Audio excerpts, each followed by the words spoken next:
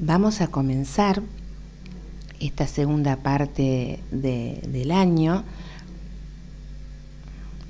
con la unidad de la diversidad de microorganismos.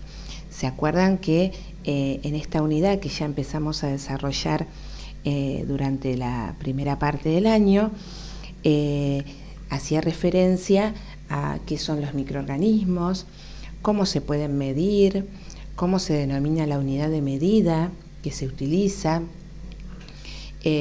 Pudimos ver características generales.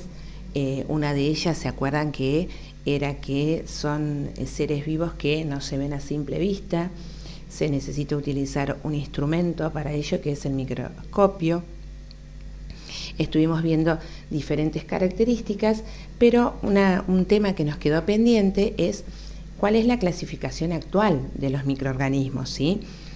Tengan en cuenta que así como los seres vivos se clasifican en distintos grupos, los microorganismos también tienen, se produce esa clasificación también. Al tener diferentes características, hace que los científicos tengan que tener distintos criterios para clasificarlos, para agruparlos. Los taxónomos han buscado diversos criterios para agrupar los microorganismos, ¿sí?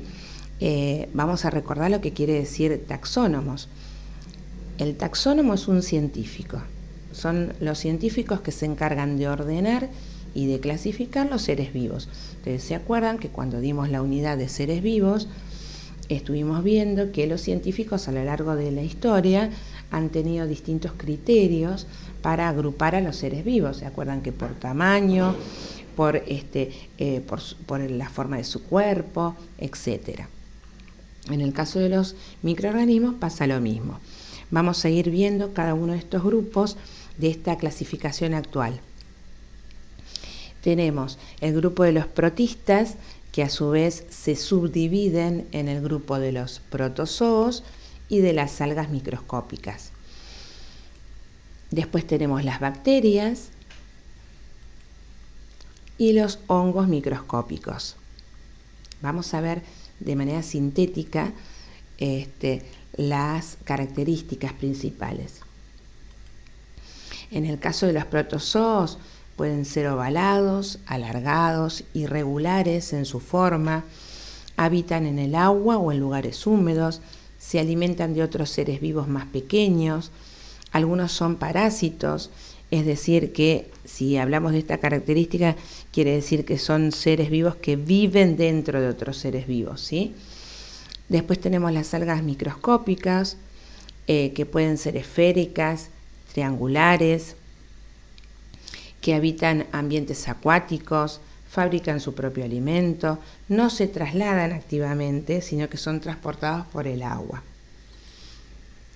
Después tenemos las bacterias, que pueden ser redondeadas, con forma de coma, tirabuzón o de bastón.